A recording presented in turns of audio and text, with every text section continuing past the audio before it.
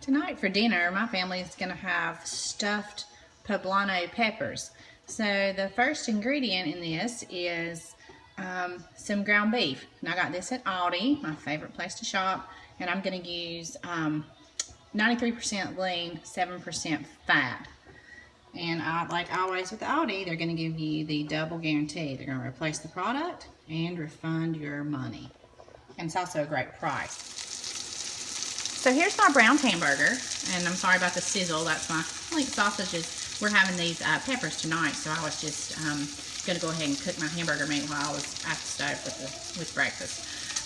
So I've browned my hamburger, and what I like to do to get the excess grease off is just tilt my pan, and I just kind of set it off my burner here. You could always set it on a trivet if you didn't have a gas stove.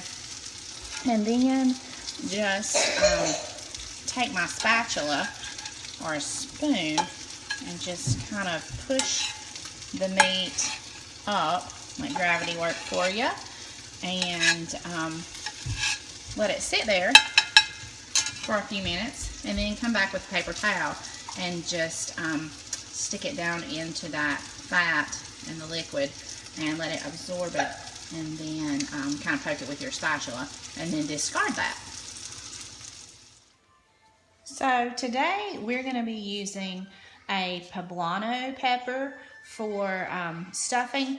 This is a little bit different than your traditional bell pepper. It is long and dark green and shiny and a little bit flat. It's not a sweet pepper. It has just a teeny bit of heat and a slightly smoky flavor. Also, the skin is a little bit thinner, so they cook quicker, which I like. Also, with the bell, which you have to stand it up, sometimes they're not symmetrical and they fall over and all your filling comes out. The poblano also doesn't have as many seeds in it. You do have to prepare the poblano a little bit different as far as cutting it. So I'm just going to take my paring knife here, and instead of the traditional bell, which you would cut all the way around the top and then just pop the stem out, I have found that if you cut across it this way and then lengthwise and then across again, that it will just pop open. You can kind of adjust your slice. You might need to get a little more there. You can really get a little bit more filling in it.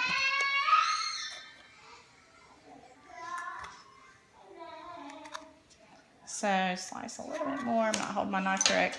And then you just open it up, and then you're gonna cut the center and the seeds out.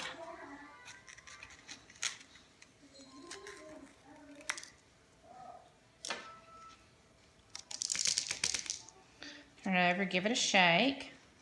You might want to rinse it out at this point, but that will get lots of filling. And I just love these peppers to do this. It's a great fix ahead dinner. You can make up the filling, stuff the peppers, and stick them in the fridge, that morning, and have them that afternoon or that evening. And they reheat well, which is something that I really like. With this poblano, you really don't usually have to shave any of those membranes out like you do with the bell pepper either.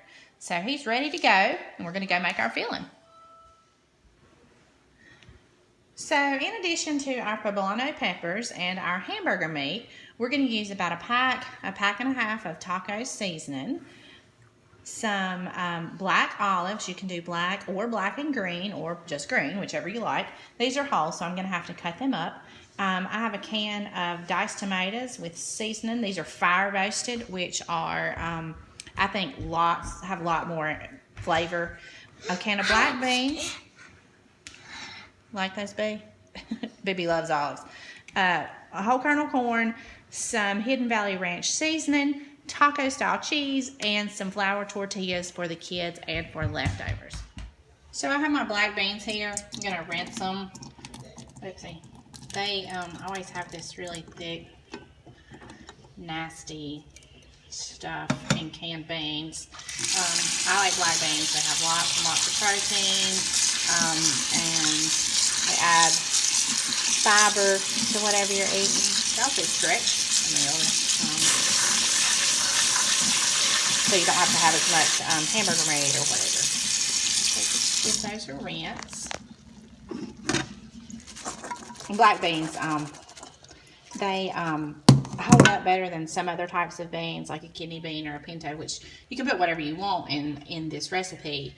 That's the beauty of it, but I just like black beans.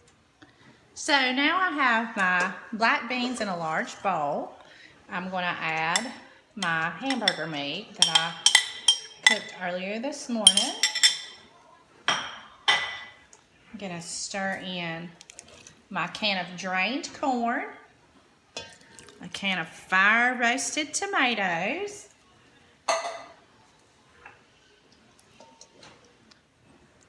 some olives. That was about 3/4 of the can. BB ate the rest of them.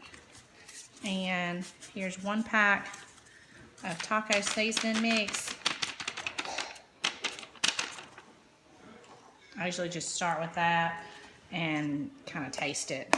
And then I've got some ranch mix.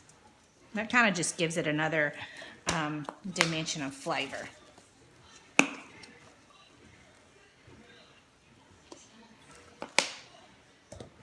So I'm going to stir that around just a bit to mix it, and then I'm going to add my cheese.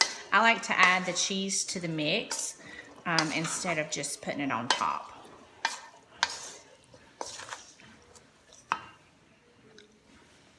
So I tasted the mix, and I thought it needed a little bit more taco seasoning and a little bit more of the ranch mix. So I probably put a 1/2 pack more of the taco seasoning and probably 2 tablespoons more of the ranch. Now this is a gracious plenty of this stuff. It would probably stuff 6 to 8 peppers. I'm gonna add my cheese. This is a Mexican blend, or taco style. That's probably about 2 cups of cheese. Again, you can add as little or as much as you like. I usually sprinkle a little bit more right on top. It looks nice, but I do like it better when it's mixed in with the filling. So like I said, the good thing about this this mix is that you can stuff your peppers with it. You can make taco soup with it by adding chicken broth or vegetable broth or beef broth, whichever you like. You can also have the leftover filling with burrito shells, or you can take it and put it on top of a salad, some lettuce, some fresh tomato, a little bit of salsa, and add some salad dressing to it. And you know, it's just really versatile. Sometimes I put different stuff in it. Usually I put onions with it. For some reason I forgot that today, and I usually saute those in with the hamburger meat. Also, sometimes I put a can of fresh chili peppers, or not fresh, or canned chili peppers, and I just dump the whole can. I don't drain them. You can make it as spicy or as mild as you like. If it was just me and my husband eating it, we would probably have it a little spicier, maybe add some jalapenos to it. But with the kids eating the filling, it needs to be a little bit milder. But then again, you can always just add some jalapenos to the individual peppers. And like I said, these you can make them a day ahead or the morning ahead, whichever you like. Cover them up with saran wrap and stick them in the fridge, and then just pop them in the oven when you're ready. So now we're ready to stuff our peppers. Again, we're using this nice big Poblano. See how big it is. It's longer than my hand. And we're just gonna open it up, cut a slit down the middle, and then 2 across the sides. I usually do this over the bowl. It does get a little messy. I'm gonna use my spoon to kind of pack it back in the back and towards the front. Now, if you wanted to use fresh tomatoes from your garden, if you wanted to put rice in instead of the beans, it's totally up to you. You can just make these however your family, with whatever ingredients you think that your family would like best.